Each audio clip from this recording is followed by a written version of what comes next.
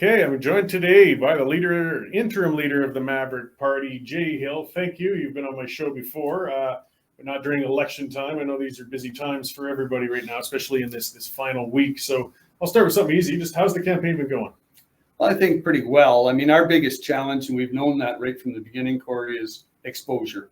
I mean, we're a party that's we're about 2 days away from our first anniversary, so we're very much still in our infancy, and so that's been a huge challenge for us, especially during these COVID restrictions, when we don't know from one day or 1 week to the next whether we can hold these small town hall meetings or not. So as I say, our biggest challenge has been exposure, but as the name gets out there and as people are paying more attention as we get nearer to the actual election day, hopefully people are considering Maverick as an alternative.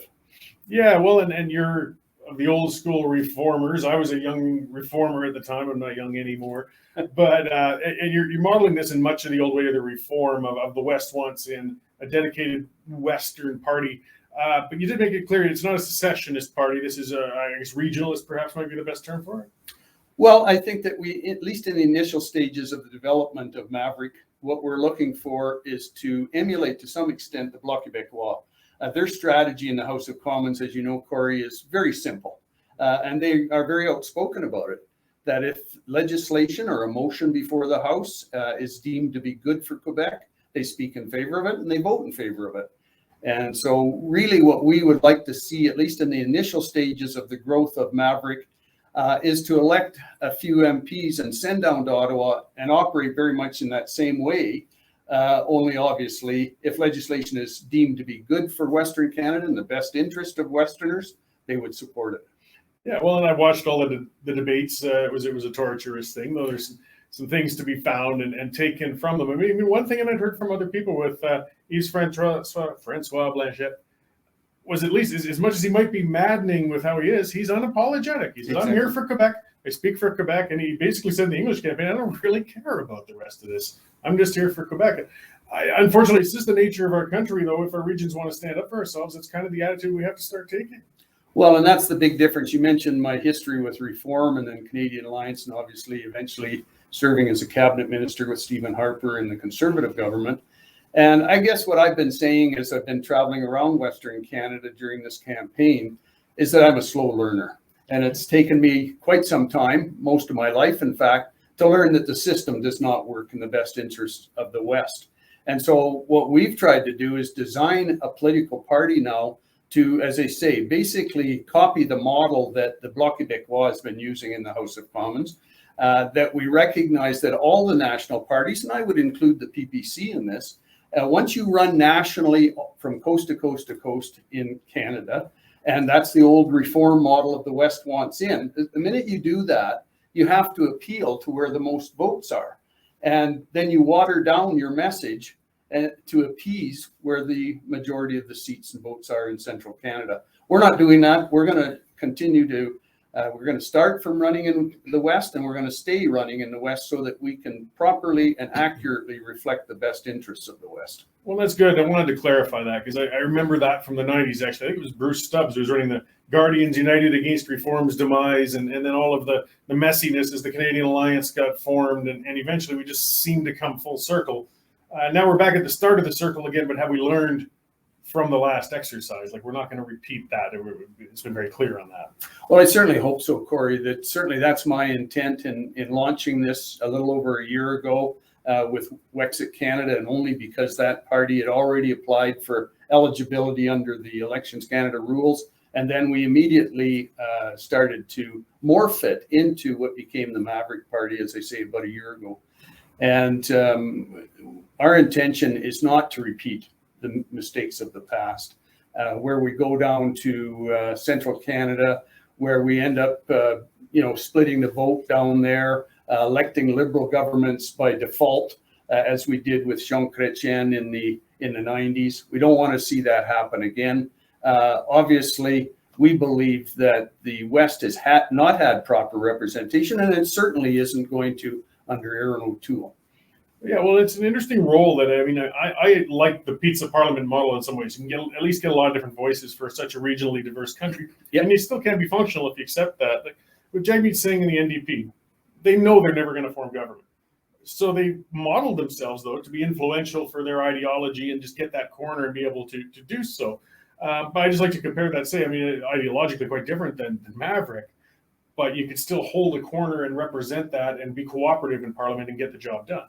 Exactly. And, the advantage that I have as the interim leader of Maverick is that I do have this wealth of experience, having spent 17 years in the House of Commons. And the majority of those years in caucus officer positions, where part of the job description is to negotiate with the other parties and build relationships where you can try to get things done for Canadians. So I have that background to bring to the table as we try to launch and grow this new political party.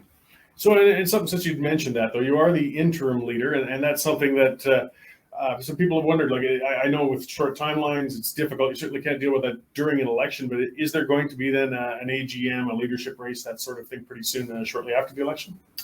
Well, unlike the PPC, we did have our first convention. It was a virtual convention out of necessity in early August here in Calgary. And we had our delegates, members that became delegates, paid the fee, support and confirm our governing council, our constitution, our platform such as it is, considering that we're only a year old, our twin track mission statement. All of that was confirmed already at a convention on the 7th of August. So we move on from there. And specifically about my interim leadership and the leadership race that hopefully will come in the near future, what we've seen is that we've had a tremendous representation during this election campaign by a lot of people that are considerably younger than myself, Cory. And so what I'm looking for is 6 or 8 potentially candidates that will at least consider running for the leadership of the party. Once we get through this campaign, perhaps through the winter, we get things normalized, or as normalized as they're going to be as far as the growth of Maverick, then we can look forward to a leadership race. Yeah, well, and then leadership races can be very valuable party building exercises. They can also tear a party to pieces if they aren't done right. It's a dangerous thing. But as Prime Minister Trudeau threatened, if he doesn't get a majority, chances are there's going to be another election in less than 2 years. So people know, I mean, the doldrums between elections can be really difficult for new parties. Not that we want elections all the time, but having that opportunity with one pending again would be help to keep the vigor going, I imagine. Exactly. Yeah, if it was 4 years, I think that, a lot of people become discouraged and potentially would at least walk away in the interim and refocus on their personal lives and trying to pay the bills and put food on the table, as they should always anyway. Mm-hmm. So I guess we'll see where it goes. Hopefully people will stay engaged, and especially, as you say, all the polls are currently indicating it's going to be a minority, either an O'Toole or Trudeau minority government. Probably if it's a Liberal minority, it'll last a bit longer, a Conservative minority a little bit shorter, just depending on the balance and what kind of deals can be cut to support and gain the confidence of the House of Commons. Yeah, the Liberals would be much more inclined to cut a deal with the NDP than the Conservatives would. Yeah. But there have to be some times the public, I don't think, would be very thrilled with the confidence vote hitting him 6 months after all of this. Something I'm certain you must be hearing a lot of, though, and that's something every alternative party hears about, and we certainly suffered under, is a cure being worse than the disease scenario, vote splitting. You're drawing from a traditional conservative base. People are worried that would lead to potentially getting Liberal members in seats that they typically wouldn't. How can you address that? Well, we've developed a strategy, and fortunately for Maverick, we've been able to do that because we are in our infancy and we only intend to run in the West anyway. There's 104 seats in the 4 Western provinces. We identified early on that there was about 44 seats where we could safely run, and the people in those ridings could be assured that there are only one of 2 outcomes. Either they re-elect largely their incumbent Conservative MP, or they elect a Maverick member of Parliament. Because we believe very strongly in running against the strongest held Conservatives in Western Canada. So that's our 29 candidates that we have running, with the exception of one out on the island of British Columbia, what I refer to as Fantasy Island out there on the left coast. we have the other 28 are running in very strong Conservative ridings where they win by such wide margins, Cory, that there's no way in which a Liberal or an NDP or Green or PPC, any of the national parties in opposition to the Conservatives could come up the middle, as they say, and win those ridings. Yeah, well, one of those is Banff Airdrie. We've been watching it closely just because it's an interesting exercise to watch with alternative parties. We had Tarek in, a fantastic candidate you guys are running up that way, as well as Nadine. Like, this is a strong Conservative base area, which is why it's been so targeted. Something that was interesting, I watched Derek Sloan's kickoff. He parachuted over here. Yep. But he was introduced by a few of your old compatriots there, the old Guard Reforms. Art was there, Rob Anders, Eric Lowther.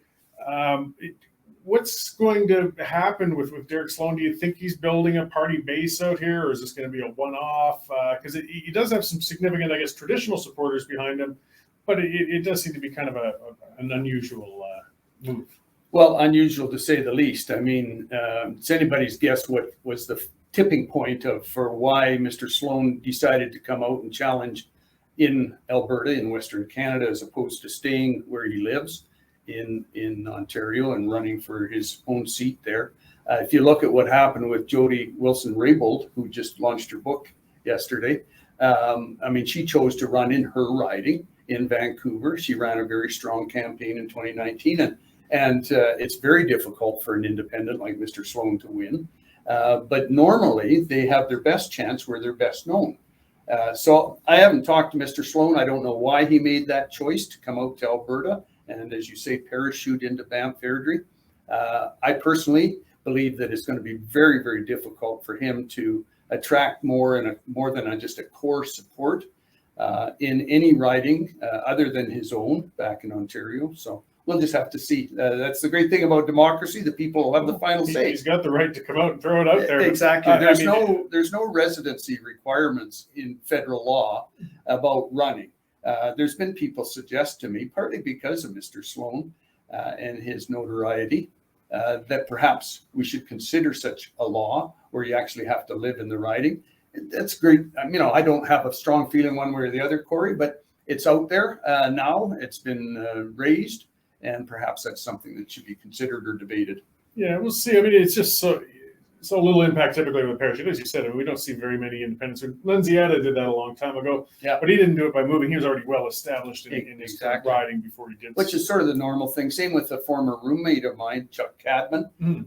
He lost the Conservative nomination, and so he turned around and ran as an independent and won because he was very popular in his constituency. So yeah, but if he'd have bounced out and ran in Saskatchewan, it wasn't going to work out well. No, not at all. No. So getting to some policy-wise and some of the pressures that we're seeing that on the federal Conservative front, that's what a lot of us are frustrated with.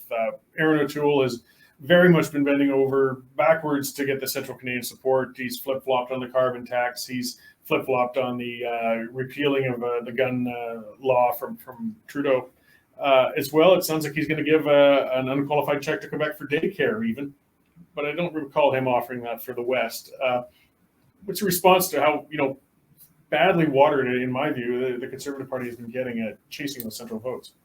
Well, I think there's no doubt that he's being branded by columnists and commentators like yourself, Cory, quite accurately as a red Tory, returning the Conservative Party to its supposed roots under, say, a Joe Clark type leader. I think that's driving a lot of people crazy in Western Canada because they see the pandering to Central Canada that we've always noticed, but it's much more evident under Mr. O'Toole for some of the issues you just said. I mean, I find it very depressing, actually, that all of our Conservative members of Parliament in Western Canada, for example, have not said a word about how they feel about Jason Kenney's equalization referendum. They haven't indicated to their supporters, to their constituents, whether they intend to vote for it or against it and why. Something like that is of immense importance to Albertans especially, but also people in Saskatchewan and up in northern British Columbia, my riding, former riding. And yet the Conservative MPs are silent. And it's pretty obvious why they're silent, which is that they know that their leader and their whip, who is just a little to the north of us in Banff Airdrie, Mr. Richards, would be very unhappy if they actually came out in support of deleting the equalization principle from Canada's Constitution. You'll recall that Pierre Trudeau, Justin's father, put that, enshrined it in our Constitution. So Mr. Kenney's trying to make a statement with the referendum next month, and yet our Conservative MPs have said nothing about it. And so increasingly we notice that about a lot of issues. So we're not getting accurate representation, and that at its core is really what Maverick's all about. So getting on to representation with, of course, the big thing with reform back in our days was Triple E, the Senate. We wanted to reform it. We also, and that's something that's getting forgotten and nobody's talking about, we have a Senate election approaching. That's right. Something that Premier Kenney has done, which has been frustrating and unfortunate, he's modeled only federally aligned candidates can run in that election. It used to be provincial. Yeah. Will the Maverick Party be fielding a candidate or candidates in this upcoming Senate election in the municipal race coming up here soon? Well, we haven't put a name forward yet, Cory, but we're certainly open to it. We've been completely focused, as you can imagine, with very limited resources. And when I say that, both financial and human resources, we don't have the thousands of volunteers we'd love to have for this campaign. So we've been very much focused on the federal election, which, as you know, culminates on Monday. So we'll certainly, it's going to be an issue that the new council that was affirmed on August 7th will be grappling with, I'm sure, in the days immediately after this election, is whether to challenge with a Maverick candidate in that election, or I would call it a selection, I guess, of a candidate for appointment to the Senate. Yeah, well, we've had a long spread out tradition of at least trying, and some get in there, and it'd be nice to see more in, from the unfortunately short term of Stan Waters or on to Burt Brown was great in there, and Doug Black just recently stepped aside. So, I mean, most of our people say it's a waste of time and it's futile, but no, some do get through. And I still feel a little better having had some exercise of choice in the matter than just being appointed by whoever's in power, whether conservative or liberal. Exactly. And as we know, a lot of these things when it comes to governing are very slow, incremental steps, frustratingly so for many people. But if you're going to, put that effort into constitutional change, and the election of senators, of course, would be a constitutional change in our country. I applaud Alberta for being persistent, and the perseverance Alberta has shown in putting forward names for prime ministers to appoint rather than using some other selection process. Yeah, well, we are stubborn, if absolutely nothing else, and I hope we remain so. So, I mean, given seats, given things, the divide with things, though, is there, I mean, this is election time. You can't really consider, but would there be consideration of cooperative talk with some of the PPC members after this is over, things like that? Because we need to kind of build a unified base for reform, if to use the old word for it. Well, of course, we are open. The Maverick Party, our number one principle of our 8 standing principles that anyone can find on our website at maverickparty.ca.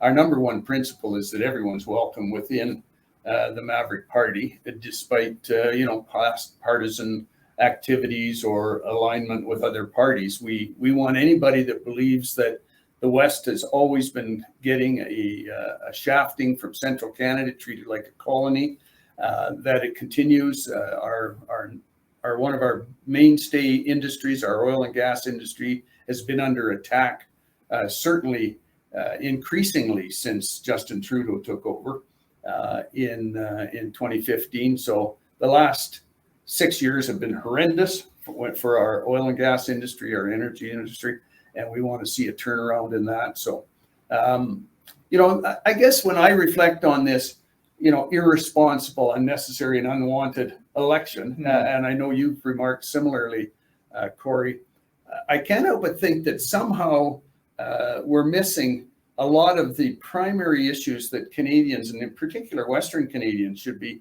seized with. And we already talked about equalization. We should be talking about carbon taxes. We should be talking about, in the news today, our inflation rate in Canada hit 4.1%, the highest since 2003.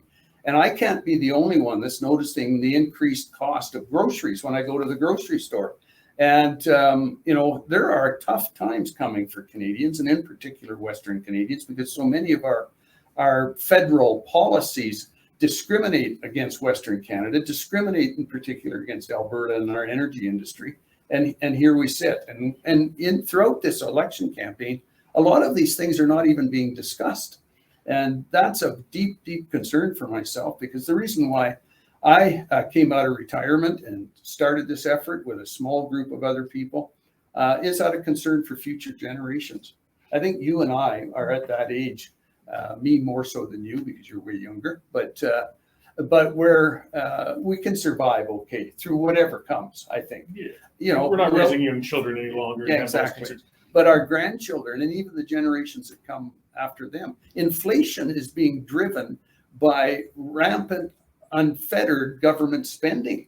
And all of the three main parties are talking about spending billions, if not hundreds of billions of dollars more.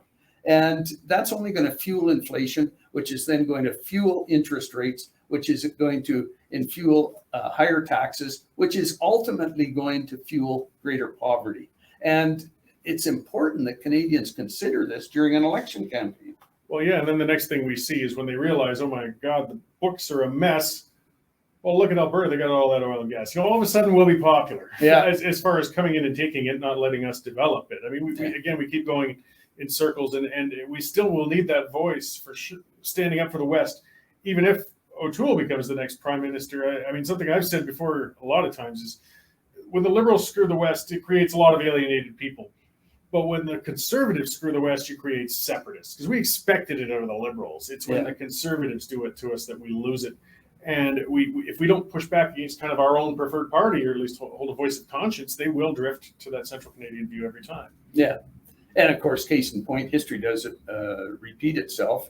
And back in the Reform days, of course, it was a majority Conservative government under Brian Mulroney that fueled Western separatism, that fueled alienation, that ultimately led to the birth and growth of the Reform Party, and the West wants in. Well, we've tried that. And nobody more so than myself and people like Stephen Harper, we've tried that, and it doesn't work. And so we've got to recognize it doesn't work and do something different. Well, great. So as the election goes, we've got a few days left. Where can people find more information about you guys, find out if they got a local candidate, how to support the candidate, the party, all that good stuff? Well, it's all on our website, Cory, at www.maverickparty.ca. It's completely open. It explains our mission statement, our twin track approach to either fixing a fair deal for Western Canada within Confederation. We put forward 5 amendments to accomplish that, amendments to Canada's Constitution, or track B, which is to increasingly build a foundation for independence. And independence could mean anything on a broad spectrum. It could mean basically copying what Quebec has done for itself, carve out a nation within a nation for Western provinces. And it could mean all of those things that go with that: control of your own immigration, your own pension plan, greater control of healthcare administration without interference from the Canada Health Act. And you can go down a long list, our own police force. So it could mean a lot of things, different things. And ultimately, should they choose, in a provincial referendum under the rules of the Clarity Act, it could mean a completely separate sovereign nation. But all of that remains to be seen. It's in the future. In the meantime, I'm certainly holding out hope that people will look to Mavericks in these 29 ridings and look to elect a true Western representative. Great. Well, is there going to be an election night gathering by any chance, actually, or are you guys still planning that? Well, I think that it'll probably be more independent based on the candidates and their campaign teams rather than some big gathering. Of course, we're very respectful of this whole business with the COVID and, the need to be extremely careful for a lot of people. I just saw something today that shows that the hospitalizations, apparently, I think it was in the Western Standard, which is, always right on top of the issues of importance to Western Canada. And I think it was in a Western Standard article I was just reading this morning with my morning coffee that apparently vaccinated and unvaccinated people, about 50-50 as far as hospitalization. So that's pretty worrisome for both sides, both those that have made the choice, and we support freedom of choice on this issue, that have either chosen to be vaccinated or not vaccinated, but doesn't seem to make any difference right now with this this variant D that's sort of run away with the situation, especially in Alberta right now. They're crazy times. I saw a note though that was the stats for the people getting hospitalized, but a lot fewer in general were getting infected who were vaccinated versus non. So just Exactly. there just still seem to be some benefits, just perhaps not as much as we all kind of hoped it would be. But I return that, you know, it's certainly in our view, and that's why we put freedom even in the slogan in our name with the Maverick Party, is that we do believe that it's a fundamental freedom for people to make those kind of choices for themselves. Great. Well, thank you very much for coming in. It's always good talking with you. We're looking forward to election night in less than a week from now, and certainly we'll talk again after that. I certainly hope so, Cory. Thanks for giving me the time on your show. Great. Thanks, Jay. All right.